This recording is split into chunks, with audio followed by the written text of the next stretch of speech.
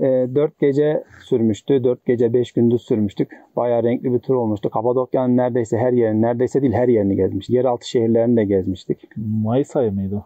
Haziran ayıydı. Haziran ayı mıydı? Sanki daha geç hatırlıyorum ben ya. Fotoğraf Haziran ayı. Bu yani ben fotoğraftan gördüğümü söylüyorum, evet. Haziran ayı. Şimdi sezon sonu falan diye konuşuyoruz. Yok sezon başıydı. Sezon başı mı? Aynen. Yani. Otobüsle Nevşehir'e gitmiştik. Nevşehir'den sürmeye başladık. Avanos'a geçtik buradan. Avanos, Göreme, Ürgüp, Ihlara. Ürgüp'ten önce yeraltı şehrine Derinkuyu.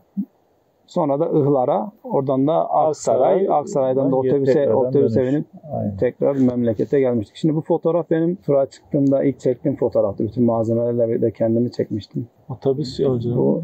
Gece indiğinizde Nevşehir Otogarı. Otobüsle Nevşehir merkeze geldik. Bisikletleri otobüsle getirdik. Muhtemelen bu gece otogarın bahçesinde güzel bir yer var. Burada konaklayacağız. Yarın bakalım. Konaklayamadık orada. Nerede yatacağımız bile belli değil. Biz gittik otobüsle indik şehre ama nerede yatacağımız bile belli değil. Genelde öyle oluyor zaten. Aynen. Akşam oluyor. Lan diyoruz bugün nerede yatacağız? Bütün turlar öyle. Burası ilk gece yattığımız şehrin merkezinde bir park. Parkın mescidi. Mescidin önü, mescid kapalıydı. İçine giremedik. Önünde yattık biz de. Parka oturduk. Çay demliyoruz. Bir şeyler atıştırmıştık. Çiğ köfte yemiştik şehrin içinde. Çay demliyoruz. 2 tane bekçi geldi. Hemen dedi burada yatmak yasak. Burada çadır kurmak yasak. Şöyle böyle. Dedik yattığımız falan yok zaten ya. Oturuyoruz çay içiyoruz. Çay içmek de yasak mı dedim. Yok dedi. Tamam çay içeceğiz dedim ya. Ne demişti ya. Biraz muhabbet edince onlar hani çadır kurmadan yatabilirsiniz ama çadır kurmayın dedi. Aynen. Biz de orada parkın içinde kilitli mescit vardı. Böyle önünde yatmıştık. Gece konakladığımız yeri şöyle göstereyim sizlere. İlk gece için yerimiz park da güzel, daha yemyeşil. Aynen. Yanında da şey vardı sanki ya. Luna Park vardı. Luna Park vardı aynen. Ben bu sahneyi hiç hatırlamıyorum ha. Nevşehir merkeze bir parkta kahvaltımızı yapıyoruz. Şöyle o merkeze doğru inen bir yol vardı böyle asfalt şehrin içinde. Ya sağlı solu dükkanlar. İnerken solda bir küçük bir park. Hatta orada bir devlet dairesi de vardı. Yanlış hatırlamıyorsam valilikti. Ya da belediye de olabilir. Onun önünde. Evet. Nevşehir Kalesi. İlk şeye geldik. Değil mi? Nevşehir Kalesi'ydi burası. Aynen. Harabe gibiydi. Aynen. Kalenin etrafını komple yıkmışlar. Her yere cami vardı. Şimdi biz öyle zannettik o zaman. Çünkü çevresi komple yıkılmış. Meğerse orada da yeraltı şehirleri varmış. Ahır damları varmış. Onları açığa çıkarıyorlarmış ama yukarıdan bunlar görünmüyormuş. Aşağıda belli bir noktaya gelince onların hepsi görülüyormuş böyle. Aynen. Biz o zaman onu bilmedik. Ben sonradan öğrenmiştim onu. Sadece camiler duruyordu öyle mi? Nevşehir Kalesi'ndeyiz. Enteresan bir şekilde çevresi çok bakımsız ve düzensiz. Bu kadar turistik olan bir yerin böyle olması şaşırtıcı. Kale çevresinde neredeyse adım başı cami var. Şurası İbrahim Paşa Külliyesi. 2, 3, yeni yapı 4. Şurada 5, 6, 7. Şurada küçük bir kilisecik.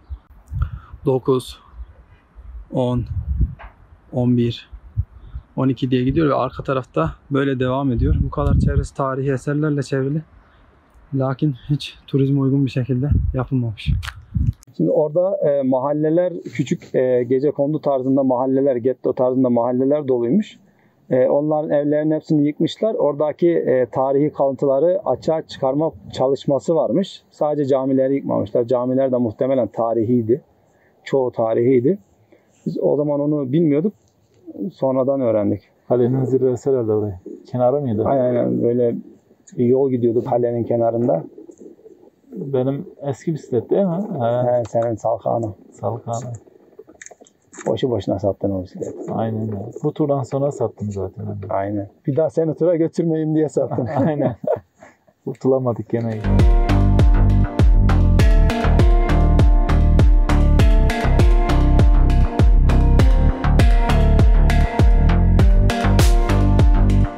Burası. Bu da kilise. O tırmanmıştık. Aynen. Şöyle. Harabe bir kilisenin çan kulesindeyiz. Adamlar bir merdiven yapmışlar. Ne kadar dar olduğunu anlatamam. Süleymaniye merdivenleri gibi. Evet, Süleymaniye Camii'nin merdivenleri çok geniş. Bizim eski minarelerin sisteminden. Geçirmeli taş.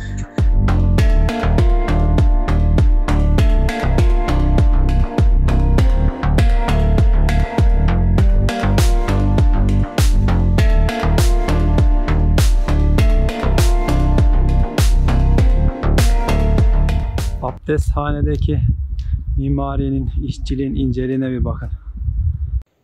Tarihi cami. Tarihi değildi bu. Yeniydi bu. Yeni miydi o? Yeniydi bu. Ha, bize rehberlik yapan çocuklar mı? Aynen. Neydi bunun adı ya? Eray. Ha. Aynen. Şimdi bu Nevşehir'den ayrılıyorduk. Hemen böyle sol tarafta Avanos'a doğru giderken solda böyle bir mağaralar görünüyordu küçük küçük. Tabii şimdi yeni ilk defa gezmeye başlıyoruz. Hemen gördük, atladık hemen. Aha, burada mağara var. Girdik, gezdik, dolandık oraları, dolaştık oraları. Nevşehir merkezden ayrılmadan son turları atıyoruz. Tabii Avanos, Göreme falan gelince artık o kadar mağaraya Heray bizim küçük kaşifimiz bize yol tarif ediyor. doyduk ki o ilk girdiğimiz yere keşke girmeseydik. Çünkü yoldan ayrılarak girmiştik oraya. Öyle demeye başladık yani. Göreme yok. Avanos'a giderken yolun sağ tarafındaki kayalıklar. Beyaz. Aynen. Pamukkale'ye benziyor diye böyle İlgi çekici. inip bakmıştık. Harbiden de Pamukkale'ye benziyor. Bembeyaz taşlardı. Salda yolunun kenarı. Aynen. Avanos. Tabela fotoğrafımız. Böyle bir yeraltı seramik müzesine geldik. Dışarıda hava 32 derece. Burada üşüdüm resmen. Şömine keyfimiz bile var. Normalde de hiç sevmem böyle yerlere, girip de gezmem. Yani ben çok müze gezmeyi de sevmiyorum. O zaman bize paralıydı. Ucuz bir şey söyledi. 10 liraydı kişi başı. Dedi kişi başı 5 liraya girin. Çok da ilgi çekici bir yer de değil. Bir şey değildi yani. Niye girdiysek. Önüm, arkam, sağım, solum, eser. Daha doğrusu meraklısına ilgi çekicidir muhtemelen de. Ben kendi şahsıma sevmiyorum yani. Çok ilgimi çekmiyor, sevmiyorum derken. Bir Antakya Müzesi değildi. Yani ben Antakya Müzesi'ni de mesela çok öyle sevmiyorum. Müze sevmiyorum acaba. Ya siz seviyorsunuz mesela. Diğer Mustafa Hoca da çok seviyor. Ben müze gezmeyi çok sevmiyorum. Kızılırmak'ın üstündeki nehir. Avanos merkezde o Kızılırmak değil mi? Kızılırmak aynen. Onun üstünde böyle bir köprü vardı. Güzel. Asma köprü. Şu videoyu bana çekmedin. Çektirmedin ki. Dedim sen ben çekemem dedim. Ha, bisiklet sürerken Bisiklet sürerken. Aynen. Doğru. Evet, çekenlerden tecrübe edildin mi? Sonra her yerimiz falan ağrıdı. Göreme emi. Burası da Göreme. Neydi bu vadinin? Aşıklar Tepesi'nden. Bu vadinin bir adı vardı ya. Göreme Vadidir herhalde. Şimdi hatırlamıyorum. Yazarım şuralara bir yerler. Avanos'u gezdikten sonra Göreme'ye geldik. Şimdi Kızıl Vadi'ye karşı gün batımını izliyoruz. Burası gün batımıyla ünlü. Kızılçukur. Kızılçukur muymuş burası? Kızılçukur. Öyle olsun hadi. Avanos'tan Göreme'ye doğru giderken karşıdan bir yarış bisikletçisi orada sanırım antrenman yapıyordu, geldi. Hemen bizim tarafımıza geçti. Tanıştık. İsmi Tayfun muydu onun ismi? Ertuğrul muydu? Ertuğrul'du ismi arkadaşın. Ertuğrul aynen. Ben görüşüyordum Instagram'dan o arkadaşla sürekli hala. Şimdi Instagram hesabını kapatmış. Görüşemiyorum. Ulaşamıyorum da, numarası yok bende. Bize orada dedi biz hani kamp yeri bakıyoruz. Meşhur orada şey var, seyir terası var. Orada kamp yapmayı düşünüyoruz. Dedi hiç oraya kadar gitmeyin. Giderken sağda ayrılacağımız yeri tarif etti. Şu yoldan ayrılın, yukarı çıkın. Aşıklar Tepesi diye bir yer var. Akşam hiç kimse olmaz. Gün batımı manzarası harikadır. Sabahleyin balonları izleyeceğiniz en güzel nokta da orasıdır diye dedi bize. Sağ olsun biz söylediğini yaptık. Gerçekten de kaldığımız yer, seyir manzarası harikaydı. Yani seyir zevki harikaydı. Burada oradan bir fotoğraf. Güneş batarken çekilmiş. Akşam Kızıl üzeri. Vadi'ye karşı gün batımı. Ha, Kızıl Vadi. Kızıl Vadi. Ya da Kızılçukur. Bilmiyorum.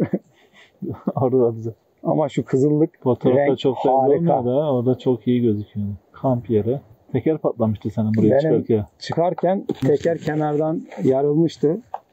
Sonra son 1 kilometreye kadar vardı. Son 1 kilometre de yoktu ya. 300-500 metre bir şey kalmıştı seyredeceğimiz yere. Gün batımı da yaklaşıyor. Güneş kaçıyor. Onu da seyretmek istiyoruz. Ben arka teker patlayan arka teker. İç lastik zarar görmesin diye arka tekerdeki çantaları aldım. Elime sırtıma attım. Bisikleti de diğer elimle sırtıma attım. Koşa koşa manzaraya gitmiştik. Akşam da fırtına vardı biz bir çadırı kurarken. Bisikletlere falan bağladık çadırı. Sağdan soldan iplerini gerdirdik ama çadırı kurduktan sonra fırtına gitti. Burada sabah arada bir şey var ama pişmeyen tavuk var arada. Ha, pişmeyen tavuk meselemiz var. Bizim o zamanlar bunlar bizim ilk turlarımız. Böyle şimdi genelde bizim ilk turlarımız pembe kazanla hep götürmekten bir dahakine götürmemeye and içtiğimiz pembe kazan. Pembe kazanla yemek yapma maceralarımız olurdu her zaman. Onda da tüm tavuk aldık. Tüm tavuk kaynatacağız. Bak tur akşamı o kadar yorulmuşuz. Tüm tavuk kaynatacağız. Yanında pilav pişireceğiz. Onu yiyeceğiz. Ulan ekmek arası ya da 2 ekmek arası bir dürüm al da yesene. Çayını iç keyifle. Ve pişmiyor. Bir türlü pişmedi yani. Çadırın içine aldık. Rüzgardan pişmedi. Çadırın içine aldık. Çiğ yemiştik yani. Daha doğrusu içi çiğdi. Biz dışının pişmiş yerlerini yedik yani. Ziyan oldu tavuk. Artık lokantada yemek yiyoruz. Akşam yemeklerinde. Birinci gün bu şekilde tamamlanmıştı arkadaşlar. İzlediğiniz için teşekkür ederim. İkinci günün videosuyla görüşmek üzere. Esenlikle kalın.